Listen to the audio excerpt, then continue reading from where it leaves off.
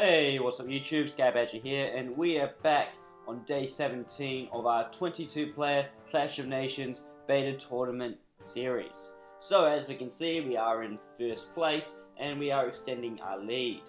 In terms of wealthiest nations, we're going to skip over this stat because it's pointless, as I always say, although I'm not in last for a change, which is good.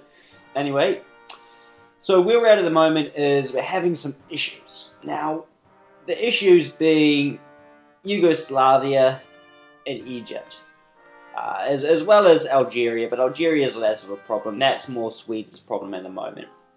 We have gone to war with Algeria, but we've only provided air support, and we haven't gotten too involved in that region. We first need to finish off Yugoslavia and beat back the Egyptians before we can go any further. But they're giving us some issues at the moment. So we have taken out all of Yugoslavia's main armies, and we are now just picking off a few remnants and scattered units, and then we can begin to push and really clean him up. In terms of the Egyptians, he still has some major armies left that we're engaging in Turkey, and you know, these should be pretty easy to defeat. This here, as far as I'm aware, is going to march into my fortified army up here. Again, I mean, I think, you know, by now, I did the same trick to him up here on the border to Turkey, like literally right here in that fortification. I was even being bombed out by artillery on battleships. So I mean, you know, you think you'd learn the second time around. Anyway, he's going to march with that. His troops are going to die. We also have this army here, which I believe is about similar size to this. 7 troops. I believe it's made up of 3 commandos, a few infantry, anti-tank guns, and so on. So the plan is at this point, I'm going to march down here. I'm going to capture this province. Capturing this province will flip it over to my hands, and it will make the territory that this is marching on enemy territory, so it will march slower, giving me more time to get reinforcements up into here to reinforce it and win and take out this major army in a decisive defensive battle with minimal casualties.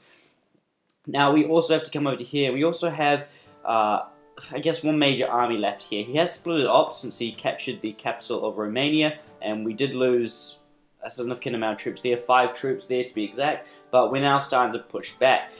We have started to reorganize and rebuild our army and deploy more troops into the region, but fighting Egypt took us by surprise, although we are dealing with the situation slowly. Now, if I was him, he was doing really well with one massive group of troops. That one massive group of troops he had I had very little that could stop it. I have no infantry in the region, just basic infantry and no way to stop it.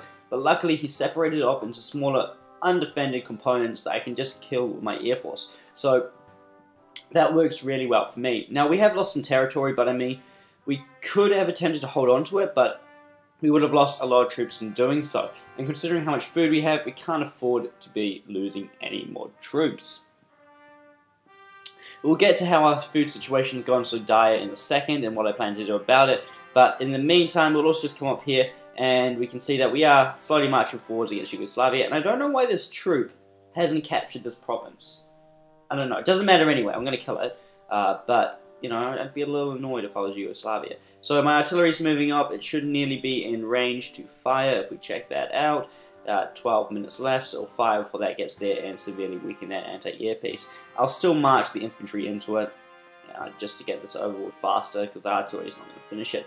We're doing the same approach up here. We have 4 artillery pieces bombing out these troops of Yugoslavia that are in fortified positions. Now I would generally use my aircraft to deal with targets like this. However, Yugoslavia has been pretty smart and equipped most of its units with anti-air guns. And like I said, I can't afford to replace too many troops at the moment due to my food situation, so I'm being relatively careful there. So once we basically take out this army here, we can march down and we can begin a north to south push. So push from the north of the country down to the south. I might send this little army group here down to take Italy from Algeria, because that'll be a good reward right there. While this smaller group here takes out the majority of the region. Yugoslavia has very few troops left from what I've seen from intel over the past few days, mostly in fortified positions up here. I've taken out a lot of his artillery today, just with my air force. He must have produced some overnight, and they were just sitting in the cities, so I've taken those out. So at this point, it's just a job for our artillery just to mop it up. Now overnight as well, I did lose a few tanks accidentally. They were on raiding courses and they ran into some Egyptian troops. This one, however, managed to escape and finish its battle down here in time to leave before a fairly big 7 troops Egyptian army showed up. However, he then split that big group into 2, and this is the other half right here. So the anti-tank guns and anti-air guns are right here, and I just need to now get my artillery down into the region to finish those off. In the meantime, my last tank in the region, I've just set it up to capture all these provinces that have rebelled or are behind my lines that I don't really want to go back for. So, can we march through there? No, we can't. So, onto the food situation. How did we end up with only 3,000 food? Well, if we have a look here in the newspaper, we can see that for, just for today, there's 2 entries here. Large amounts of food have been destroyed in my main 2 food producing provinces. If we go back to the day before it as well, and we come down to myself, we can see that once again, vast amounts of food, small amounts of food has been destroyed. And if we go back again, can you guys guess what I'm going to show you here? Large amount of food. What I'm getting at is, over the past few days, our enemy has very smartly targeted my production of food and has destroyed my stockpile from 30,000 food 3 days ago down to 3,000. So I've got 10% of the food I had 3 days ago, and that is well done to them. Let's just give them a round of applause, because that is impressive right there. That is how you fight an economic war. So what I've done to resolve the situation is I've taken all of my spies off military saboteur missions, and I've deployed them on counter-espionage.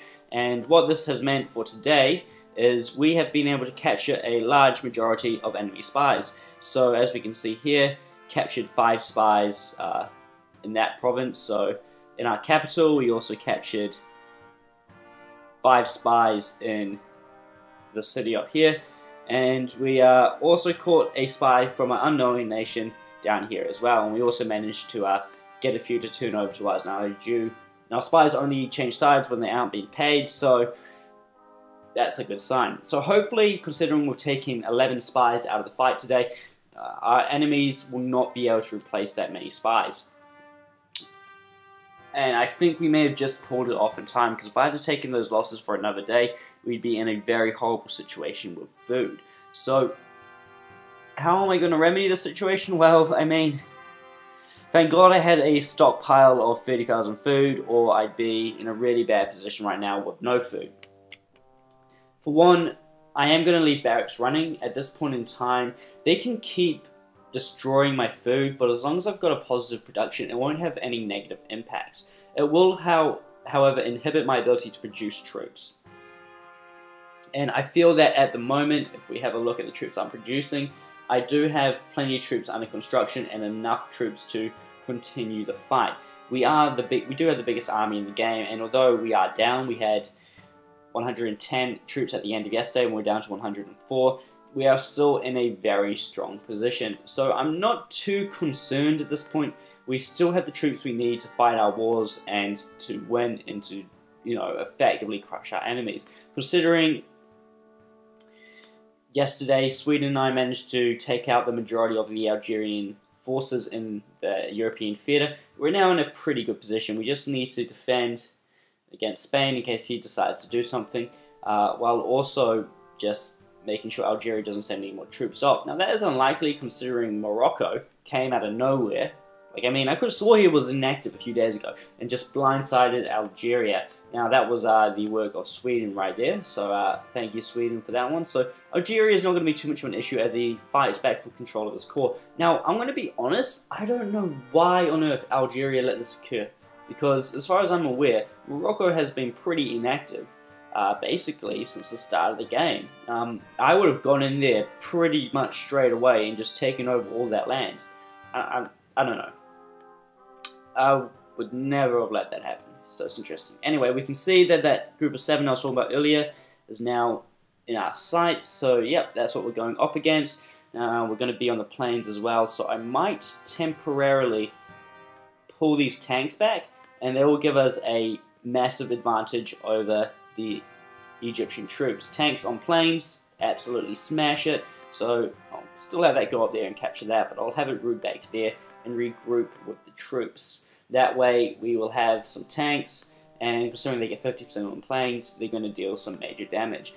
This group does have some anti-tank guns, but considering it's going to be attacking and also going up against infantry as well, it's unlikely it will do any major damage. What we're going for here is just a very clean kill.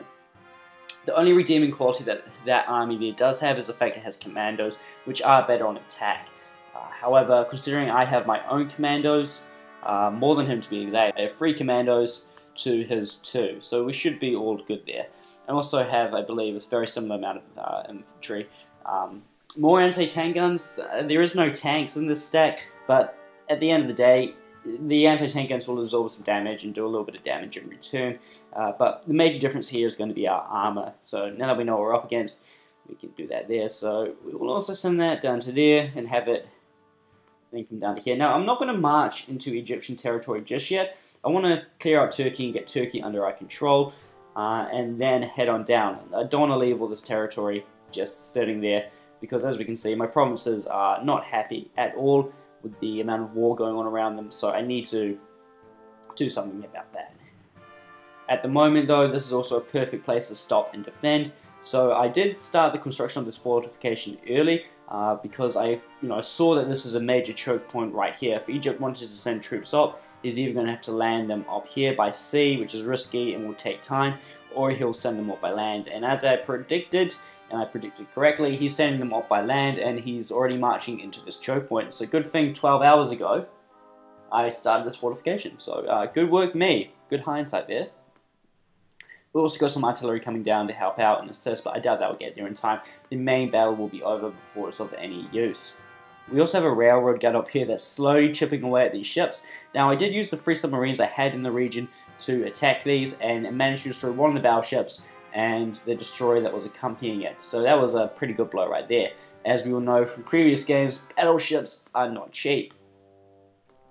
We've also, slowly building up our navy again, and we're going to go at it and carry on working on that. So at the moment we're building a few submarines, and I'll get them to group up pretty soon, and then we'll try to take on that group again. To take on 3 destroyers comfortably, I'd like at least 6 submarines, and that's going to take some time from 2 naval bases. But considering I've had to build up these facilities from scratch, I'm pretty lucky, to be honest. Big investment right here, and it's certainly paying off. In terms of the construction of our main navies going up here, it's a little away from the front line, but I want to build it up here and get it equipped. So I've decided that this game I am going to build 1 fleet, and this fleet here is being equipped with cruisers at the moment. And if we come into our build queue, we can see that we've got 3 cruisers lined up, and we've actually got 2 being produced currently at the moment in the ports in the region. So just hit the queue then. So got these 2 cruisers here under construction. One of them is being produced up here, and that's quite a way to travel. Luckily, this is the faster construction site, so we'll get them done quicker and get them round, which is good to see. I've also only ordered 2 from this site, while 3 will be produced here in Danzig, and that will allow them to produce in good time. Once the cruisers are done, and over the next couple of hours when we start to finish research, I'm going to go straight into researching battleship and then carrier, and just get the fleet up and running, and then send it down here where I'm going to use it to piss off my enemies. So that's the plan right there. So there's not really much more to say. Thank you for watching, and I'll see you in the next episode.